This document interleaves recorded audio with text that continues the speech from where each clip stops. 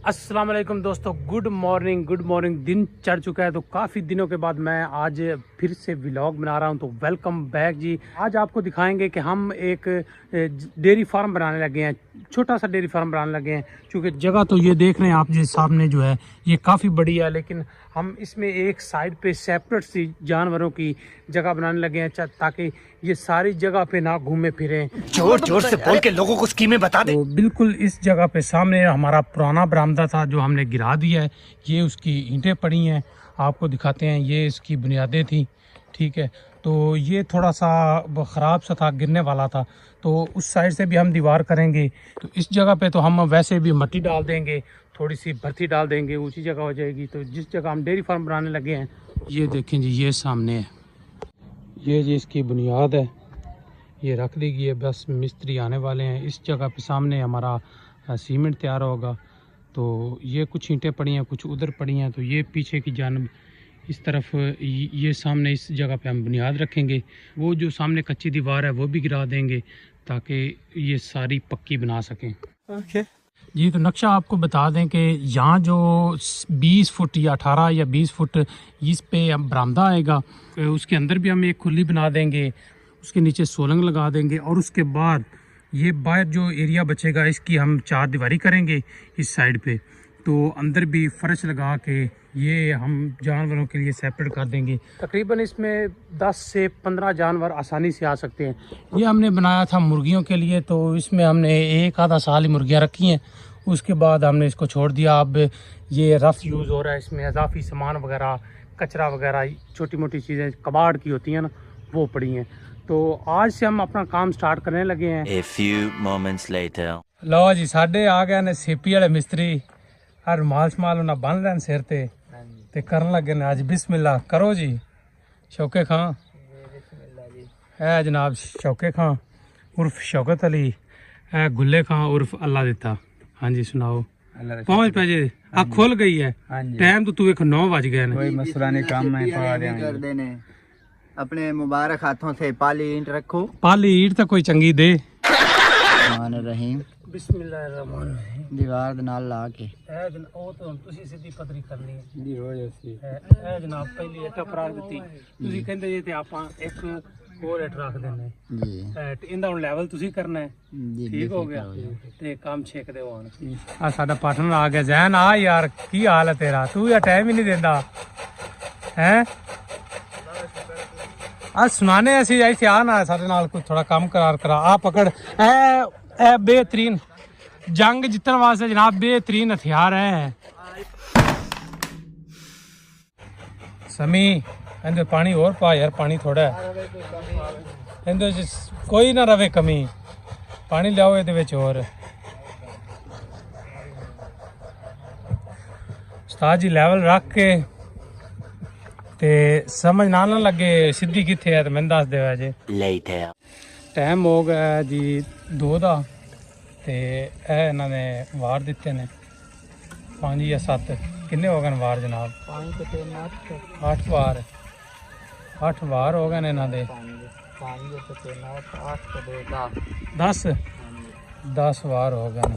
ਹੁਣ ਇਸ ਸਾਈਡ ਤੇ ਇੱਥੇ ਨਹੀਂ ਰੱਖੋ ਜਨਾਬ, ਇੱਧਰ ਲੱਗੋ। ਟਾਗੇ ਦੋਗੇ ਲਾ ਲਓ। ਹਾਂ ਵੀ ਚਾਹ ਮਿਲੀ ਹੈ? ਹਾਂਜੀ ਹੁਣ ਵਾਲੇ ਦੇਣੀ ਹੈ। ਹੁਣ ਵਾਲੀ ਕੋਈ ਨਹੀਂ ਲੱਭਣੀ। ਇੰਨੀ ਕੋ ਨਹੀਂ ਹੈਗੀ। ਇਹਨੂੰ ਵਿਖਾ ਲਿਆਣੇ ਚਾਹ ਅੰਜ। ਸਮੀ 60 ਇੱਟਾਂ ਯਾਰ ਅਗਾ ਹਿੰਮਤ ਮਾਰ। ਇਹ ਇੱਟਾਂ ਤੇ ਥੋੜਾ ਪਾਣੀ ਸੱਟ ਲਈਏ। ਇੱਟਾਂ ਵੀ ਬਿਲਕੁਲ ਥੋੜੀਆਂ ਰਹਿ ਗਈਆਂ ਨੇ। ਥੋੜੀਆਂ ਕੀ ਰਹਿ ਗਈਆਂ ਨੇ, ਇੱਟਾਂ ਹਲੇ ਆਈਆਂ ਹੀ ਨਹੀਂ, ਪੁਰਾਣੀਆਂ ਇੱਟਾਂ ਨੇ, ਉਹ ਹੀ ਅਸੀਂ ਇਸਤੇਮਾਲ ਕਰ ਰਹੇ ਹਾਂ।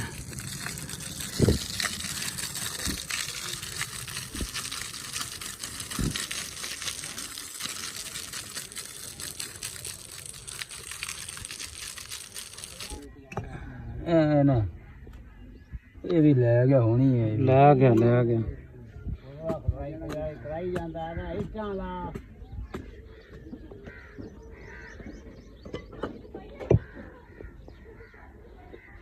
थोड़ी थोड़ी मिट्टी है नाल ला ले बस। ਉਹ ਤੂੰ ਲਾਂਦੀ ਕੋਈ ਨਹੀਂ ਮੇਰੇ ਹਿਸਾਬ ਨਾਲ ਜਿਵੇਂ ਤੂੰ नहीं लांदी यार पिछले बार देखना सीधे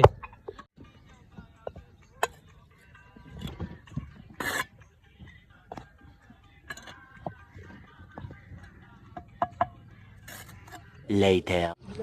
हाँ जी किदे ਮੈਂ ਤੁਹਾਡੇ ਕੰਮ ਤੇ ਆਇਆ ਬਈ काम ते की तू काम ते जमीन बेचनी है ਨਹੀਂ ਵੇਚਣੀ हाँ काम के जा हो रहा नाला ਕੰਮ ਇਹਨਾਂ ਦਾ ਜ਼ਬਰਦਸਤ ਹੋ ਰਿਹਾ वाह बहन ਇਹ ਮਿਸਤਰੀ ਤੇ ਇੰਗਲੈਂਡ ਤੋਂ ਆਇਆ अब भाई साढ़े सेपी दे मिस्त्री ने मैं तो वल्ले भी क्या सेपी दे मिस्त्री ने क्यों समी समी आ की है हाथे तेरे ते जलेबी करो तकसीम सारे नु दियो ਇਹਨਾਂ ਮਖਾਣੀ ਹੈ ਖਵਾਣੀ ਨਹੀਂ इन्हें सुंघानी है सिर्फ सुंघानी ਇਹ ਜਿਹਦਾ ਛੱਤਾ ਪਾਣਗੇ ਉਹਦਾ ਖਵਾਣੀ ਹੈ बस इन सुंघा के ते रख लाइयो सुंघा के ना एवें रख लै जो छत्तां दे अपने ओदे नाल खवासा क्यों शौकिया हाँ जी इन्हें थोड़ा थोड़ा मसाला इथों रला ना थोड़ा मसाला इथों चुक मसाले नाल रला के थोड़ा जिहा इन्हां नूं खवा गजब बेइज्जती है चल यार कर बिस्मिल्लाह तेरे तो होनी सी वेला तेरे तो होने सी कर बिस्मिल्लाह यार ये जी गल ना कर विच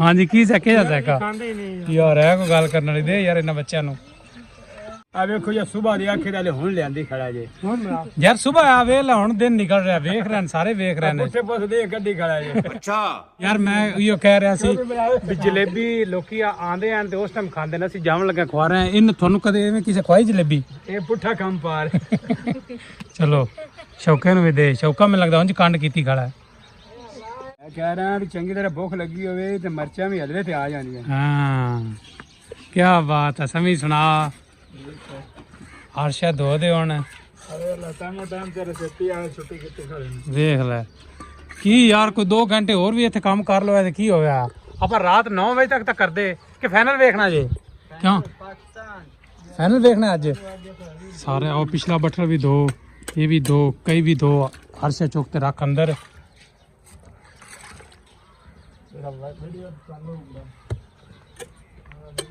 लो जी शौका भी काम नेड़े लाई खड़ा चलो आज कोई काम निबड़िया क्यों जी बड़ी गल है भी समी मियाँ बड़ी हिम्मत की थी कला बंदा हो के ਸਾਹ नहीं लैन दिता मिस्त्रियों क्यों जी लो जी आ देख रहे हो तुसी ए पिछली दीवार हो गई एक थोड़ी जी बाकी ओ हो गई है ते अज काम इतने ख़त्म करन लगे हैं अज का दिन तो इतने ही ख़त्म कल फिर इथू नवे सिरों स्टार्ट होएगा। उम्मीद करता हूँ आज का व्लॉग आपको पसंद आया होगा। अगर पसंद आया तो वीडियो को लाइक करें, वीडियो को शेयर करें और चैनल ज़रूर सब्सक्राइब करें। अब इंशाल्लाह जब ये बन जाएगा, कंप्लीट हो जाएगा, उस वक्त आपको दिखाएंगे।